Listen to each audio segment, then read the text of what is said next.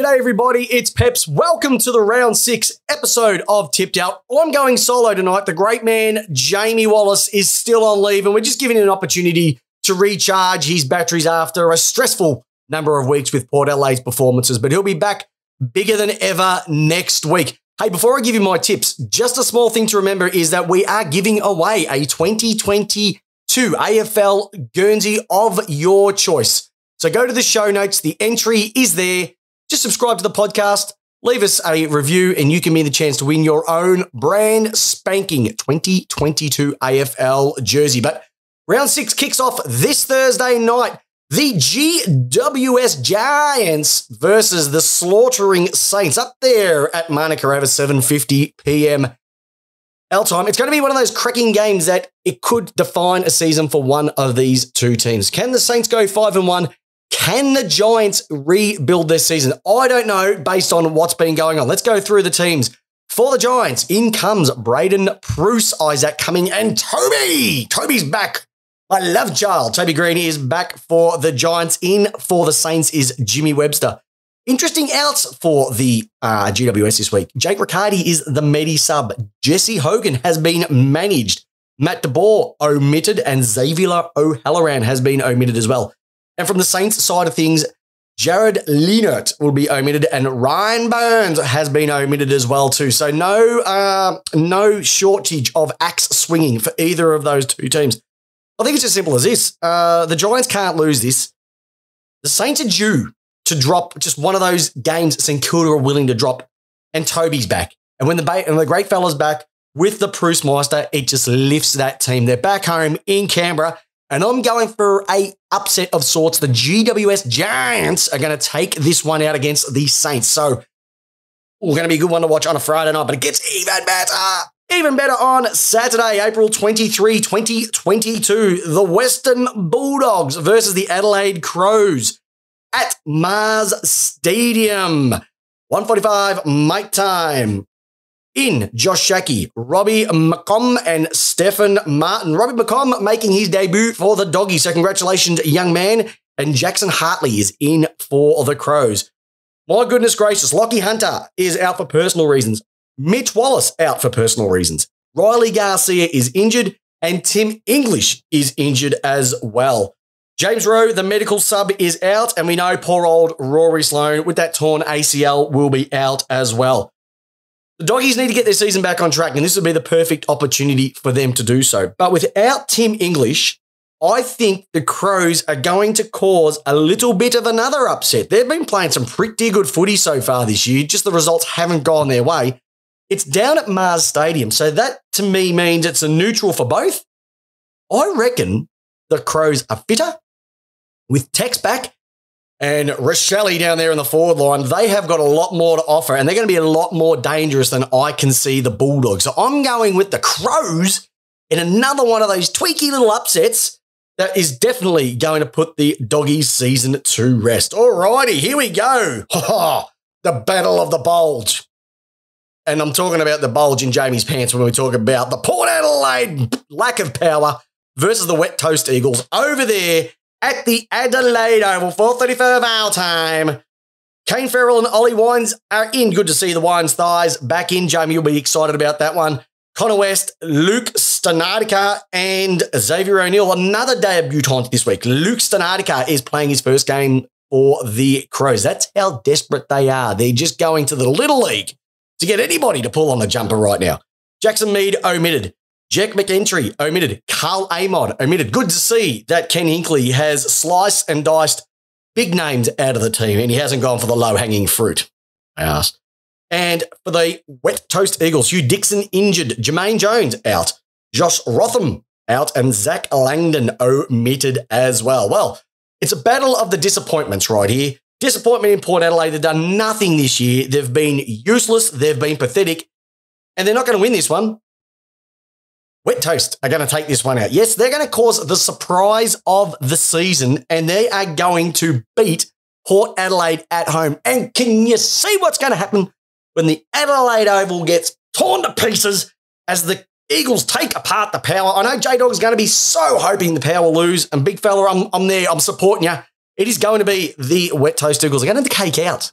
the Port Adelaide Power and really sink any chance of them even doing anything. Book in your footy trip now, boys, because you know you're going to be going early September. It is as simple as that.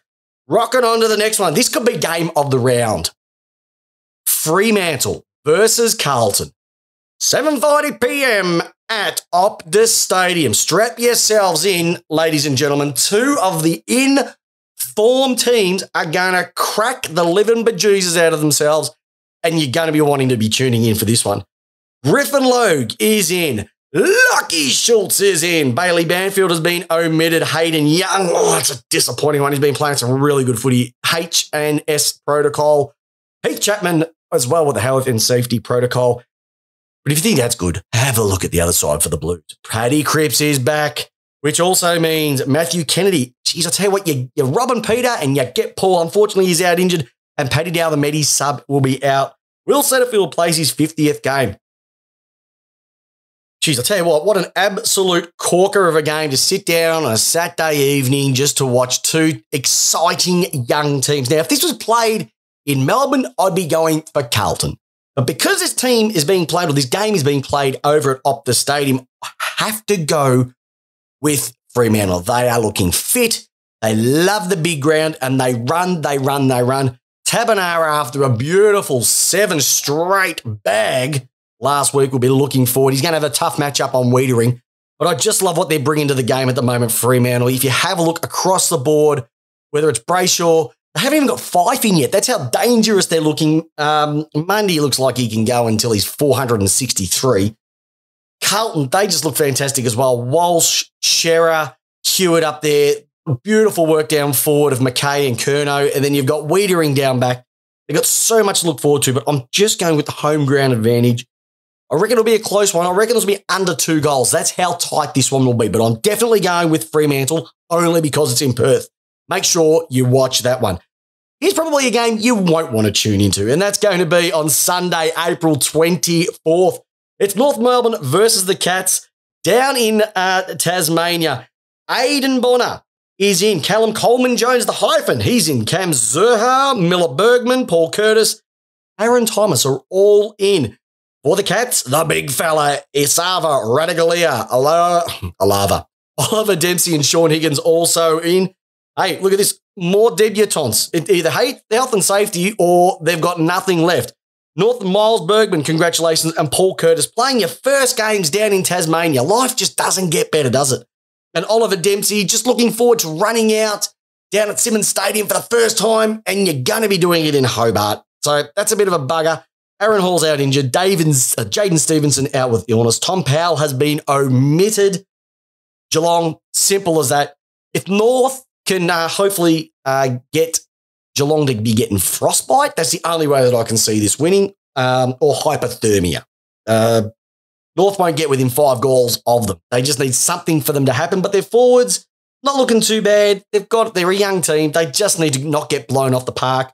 The old bones, the old bodies down there in Hobart, it's going to make it a bit of a challenge for the guys down there for the Cats, but I think that they'll take it out. This is one that they should be ticking off quite easily. Hey, we've got the Q-Clash looking up for this one. This one's at Metricon Stadium. The Gold Coast Suns, who have been shining pretty good so far this year, haven't set the world alight, but they have been shining a lot longer into games against the Brisbane Lions. So having a look at this one.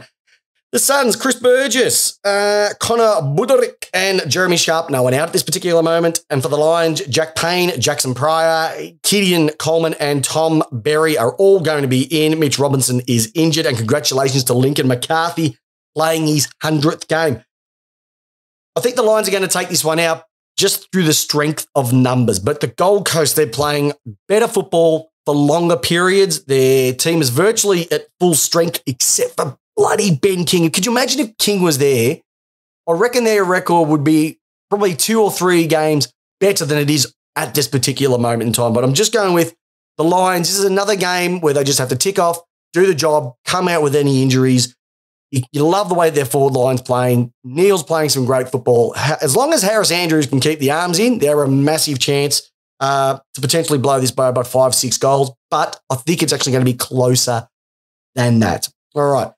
Moving into the first of the traditional or semi-traditional Anzac games, we're looking at 7:25 p.m. at the MCG, Anzac Eve. It's a home game for the Tigers this time, and they have made some massive changes. Have a look at this. In Josh Gibbs, Camden McIntosh, Morris Rioli, Ryan Mansell, Riley Collier-Dawkins, Sam Banks, and Tyler Sunzi, all in. Out, Ben Miller, omitted. Hugo Ralph Smith, what a name, injured. Jake Arts, omitted. And Marlon Pickett, out, injured as well too.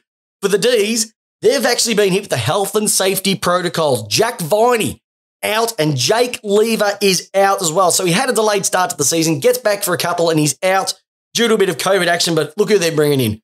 Adam Tomlinson, Ben Brown, Jake Melksham, Joel Smith, and potentially for his first game for the Ds, we've got Luke Dunstan. And congratulations to Sam Banks and Tyler Sunzi, also strapping on their first game. What a game to debut in. If you haven't been to an Anzac Eve clash, there's still going to be tickets available. Yes, you'll be sitting in level 4.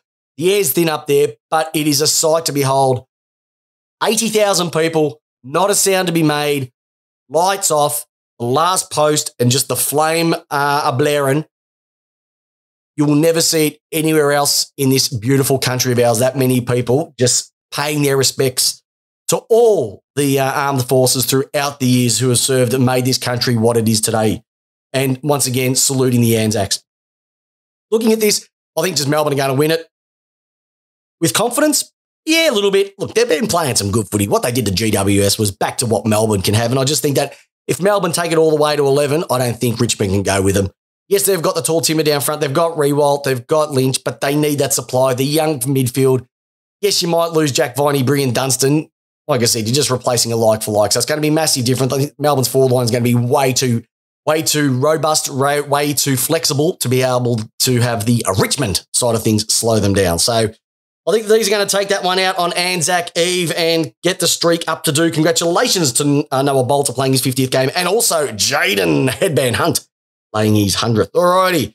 Moving into Anzac Day, and also remember it is a day of respect for all of the Anzacs currently serving and fallen as well too. So if you can get down to a dawn service, just embrace it for what the day is, and it is a mark of respect. So enjoy the football, but also think about why we have the day off and who sacrificed for us to have that as well too. But we're looking at Monday, April 25, the Hawks versus the Swans at UTAS. So 2 games down at Tassie this week. Hawks, geez, they were magnificent last week against the Cats. And look at they're bringing in the Chad. The Chad's back. Chaddy Wingard, Jackson Callow, Max Lynch, Ned Long, and Will Day are back.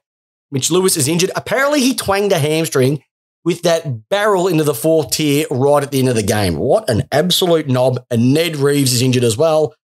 New Jackson Callow and Ned Log, good luck for your first game there, gentlemen. And in for the Swans, Dylan Stevens, Buddy's back, and Sam Wicks. Another cracking game to watch. So if you put the two teams against each other, just simply what you see here, the Hawks have the speed, Sydney have the brutality in terms of, I just think they're bigger and better midfield. That saying, they've got Buddy, and I think they've got more firepower down forward now that Mitch Lewis is out. The Swans will take this one out, but I reckon this could be a close one, but it wouldn't surprise me if the Hawks, with what they're doing under Mitchell, which has surprised quite a lot of people, do take this one out. Anything can happen. All right, and we're getting into the last game, and this is the Anzac Day game. This is the one that's been around for many, many years. This is the one that started it all. It is the traditional lineup. It is the game everybody is jealous of and wish that they could play in. If you're from Essendon and you're from Collingwood, you have got something very, very special that you've built up over the years. We are looking at Essendon versus Collingwood, 3:20 p.m. at the MCG. And they've got some rippers. I'll tell you what, Essendon need this after what they served up last week, which was absolute tripe. The stringer's back. Jake is in. Kane Baldwin is in. Nick Bryan and Zach Merritt, after we thought he was going to be out for months, is back after a short stay. Andrew Phillips is out. For the Pies, Bo McCreary, Brody Myercheck, Caleb Poulter, Jack Ginnivan, and Tyler Brown all in. Jordan Ruffhead is injured. Mason Cox is omitted. Mr. Noble is playing his 50th game for the Pies.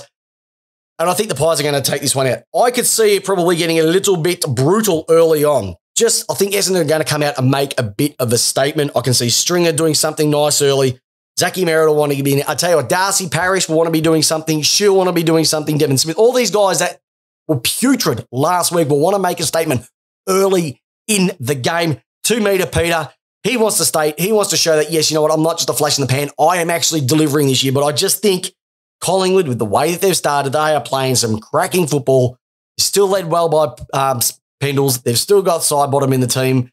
But I tell you what, they've just got a little bit more firepower up forward. They're playing great footy across the board, and I think the Pies are going to take this one out. So they're my tips for Tipped Out this week. J-Dog will be back next week. So it is round 6 of the AFL. Just remember, if you haven't got your entry in, get your entry in. You could win yourself a brand new 2022 AFL Guernsey. The link is in the show notes. But all the best, like I said, that's Tipped Out. It's how you want your tips.